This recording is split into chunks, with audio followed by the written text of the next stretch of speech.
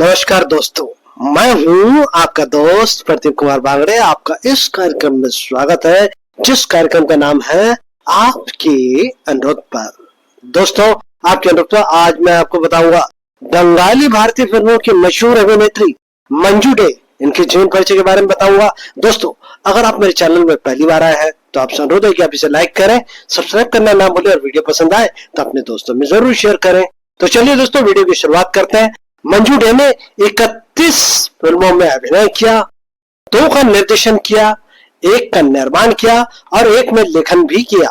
दोस्तों, मंजू डे एक ऐसी शख्सियत है जिसके बारे में शायद ही बहुत कम लोग जानते हैं, लेकिन मैं आज आपको बता दूं दोस्तों कि ये एक बंगाली अभिनेत्री जिन्होंने साल 1954 में ऑटोमोबाइल एसोसिएशन ऑफ बंगाल और कोलकाता मोटर स्पोर्ट की संयुक्त पहल पर कोलकाता से जमशेदपुर तक एक मोटर रैली का हिस्सा रही। रैली का शुभारंभ स्मारक के नीचे बने मैदान से हुआ। शहर के कई गणमान्य लोग रैली देखने के लिए मौजूद थे। गणमान्य लोगों के साथ साथ आम मध्यम वर्ग की बंगाली भी उपस्थित थे। सबकी जिज्ञासा का केंद्र एक महिला थी। हर कोई सोच रहा था कि क्या किसी बंगाली महिला के लिए ये रैली जितना संभव है हो सकता है वो कोलाघाट तक जाकर हार कर लौट आए, लेकिन असल में वही महिला इस रैली की विजेता बनी। अगले दिन अखबारों में उस विजेता महिला की तस्वीर के साथ विस्तृत समाचार प्रकाशित हुआ। आप सोच रहे होंगे कि वो महिला कौन है? वो थी मंजू डे। उन्होंने कुछ फिल्मों में अभिनय किया था, इसलिए ये कहना गलत नहीं होगा कि उस दिन ये सफल अभिनेत्री आकर्षण का केंद्र थी। मंजू डे जी का जन्म 7 मई 1926 को बरहमपुर में उनके मामा के घर हुआ था। उनके पिता अमरेंद्र नाथ मित्रा और माता कमला मित्रा थी। वो अपनी माता पिता की लाडली थी। उनकी स्कूली शिक्षा बरहमपुर और पटना में हुई। वह पढ़ाई और खेल दोनों में उत्कृष्ट थी। उन्होंने कलकत्ता के आशुतोष कॉलेज से बी की उपाधि प्राप्त की। कॉलेज में पढ़ाई के दौरान ही मंजू डे को अचानक एक फिल्म में अभिनय करने का प्रस्ताव मिला। ये वर्ष 1945 की बात है। देशप्रिय पार्क में नेताजी की आजाद हिंद फौज के वीर सैनिकों के स्वागत के लिए व्यवस्था की गई थी। इसमें रानी झांसी सेना के major general Shahnawaz Khan, lieutenant Sahgal, captain Lakshmi Swaminathan आदि शामिल थे। इस समारोह में विभिन्न कॉलेज के छात्रों ने स्वयंसेवी दल का गठन किया, सैन्य वर्दी पहनी और आजाद हिंद फौज के वीर सैनिकों को सैन्य शैली में गार्ड ऑफ ऑनर दिया। स्वयंसेवी दल का नेतृत्व मंजू मित्रा ने किया। जहाँ दोस्तों, मंजू डे शादी के बाद बनी। प्रसिद्ध निर्देशक सुशील मजुमदार भी इसी कार्यक्रम में उपस्थित थे। उन्होंने मंजू मित्रा को अपनी आगामी हिंदी फिल्म सिपाही का सपना में एक छोटी भूमिका दी। फिल्म बॉक्स ऑफिस पर असफल रही। कलकत्ता विश्वविद्यालय में बंगाली में एमए की पढ़ाई के दौरान 1948 में उनका विवाह देवव्रत डे से हुआ। उन्हें एक असाधारण ससुर मिले। शादी के बाद उन्हें लगा कि उनके जीवन में कुछ कमी है। उन्होंने जीवन में कुछ होना चाहिए, लेकिन नहीं हुआ। कुछ देर सोचने के बाद उन्हें याद आया कि उन्हें अभिनेत्री बनना था। उनके ससुर प्रोफेसर क्षेमेंद्र चंद्र बोमा अंत प्राण थे। वो उनके पास गई और ससुर ने बिना किसी झिझक के अनुमति दे दी। उनकी मुलाकात निर्देशक हेमंत गुप्ता से हुई। हेमंत गुप्ता ने पहली नजर में भावी सफल अभिनेत्री को पहचान लिया। निर्देशक ने उन्हें आगामी फिल्म 42 में नायिका के रूप में चुना। हालांकि फिल्म की शूटिंग 1949 से शुरू हुई थी, लेकिन यह 9 अगस्त 1951 को रिलीज हुई। फिल्म जबरदस्त हिट रही। इंडिया फिल्म लेबोरेटरी में फिल्म का प्रदर्शन देखने के बाद 3 निर्देशकों ने उन्हें अपनी फिल्म के लिए नामांकित किया। इन 3 फिल्मों में देवकी कुमार बसु द्वारा निर्देशित रत्नदीप, अजय कार द्वारा निर्देशित जिघांसा प्रदीप कुमार के दादा द्वारा कालिदास भट्टव्याल द्वारा निर्देशित पलटका शामिल है। इसके अलावा नरेश मित्रा ने उन्हें फिल्म नियति में भी कास्ट किया। ये सभी फिल्में 1951 में रिलीज हुई। इसके बाद उन्होंने कभी पीछे मुड़कर नहीं देखा। उन्होंने कई बंगाली निर्देशकों की फिल्मों में अभिनय किया।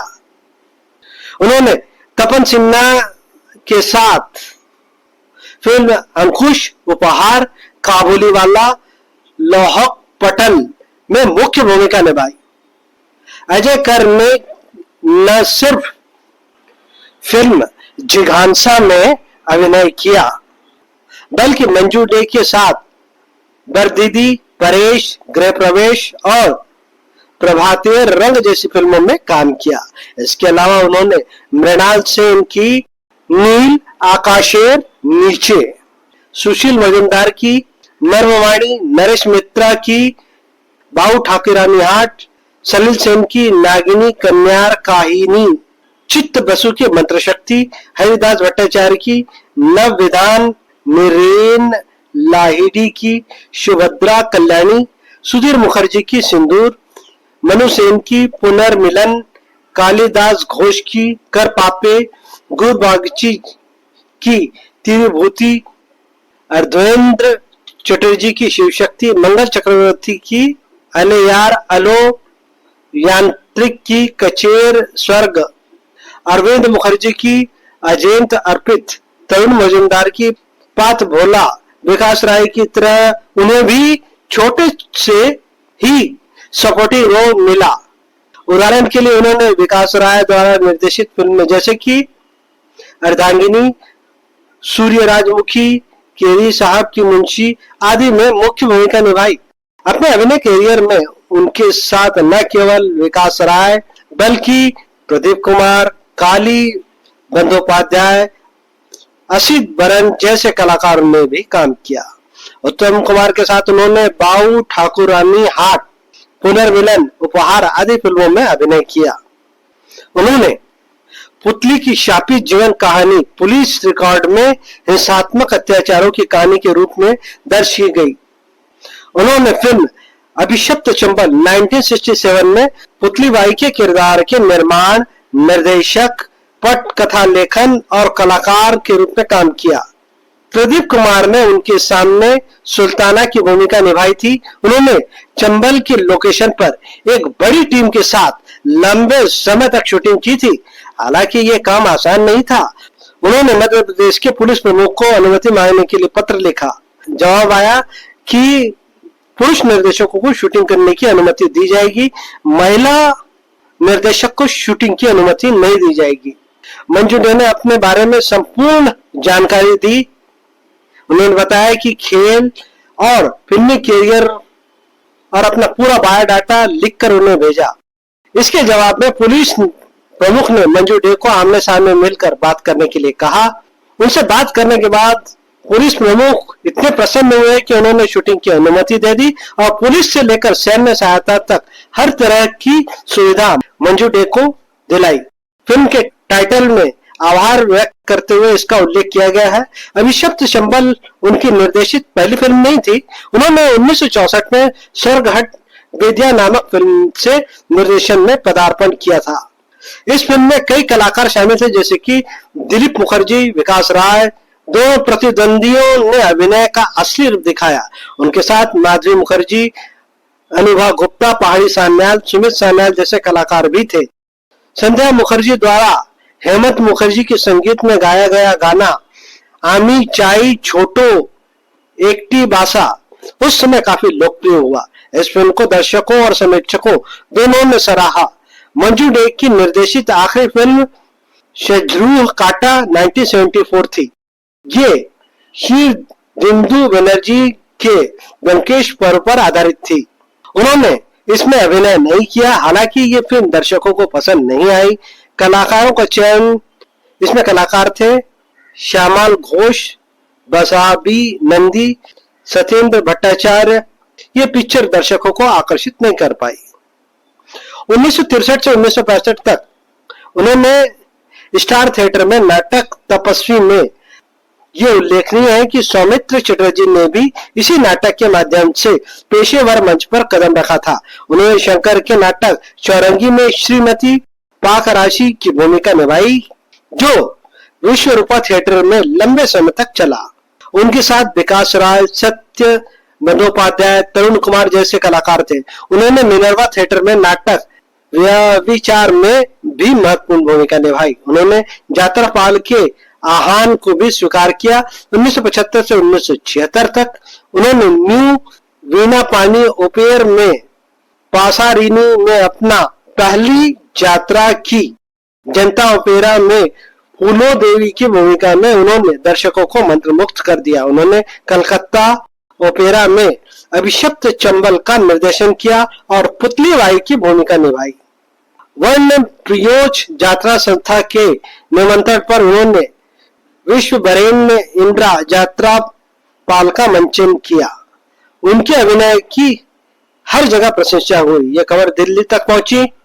केंद्रीय मंत्री शीला काल ने स्वयं पहल करके इस यात्रा पाल का मंचन प्रतिष्ठित व्यक्तियों के समक्ष करवाया। उन्होंने आकाशवाणी लोक कला के कई नाटकों में मुख्य भूमिका निभाई। साथ साथ मंजू डे का अभिनय भी फिल्म त्रिभुर्मी की आउटडोर शूटिंग वोल्टेयर में हुई थी। इसी दौरान मंजू डे को पता चला कि उनके पति ने विदेश में रहते हुए एक शादी कर ली है। वो फिल्म की नायिका माधवी मुखर्जी थी।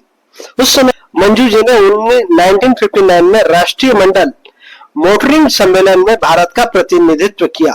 संभवतः वह ये सम्मान प्राप्त करने वाली पहली बंगाली महिला थी। इसी दौरान उनकी मुलाकात महारानी एलिजाबेथ से हुई। उन्होंने 1952 में दिल्ली में आयोजित अंतर्राष्ट्रीय फिल्म महोत्सव में भारत का प्रतिनिधित्व किया। उन्होंने 1962 में भी ऐसा ही किया। 1962 में जकार्ता में आयोजित भारतीय फिल्म महोत्सव में भी भारत का प्रतिनिधित्व किया। उनकी आखिरी फिल्म पथ भोला 1986 थी, जिसका निर्देशन तरुण मजूमदार ने किया था। वो तपन सिन्हा की पहली 3 फिल्में अंकुश, उपहार और टांसिल की सह निर्माता भी थी। हालांकि उन्होंने आखिरी फिल्म में अभिनय नहीं किया।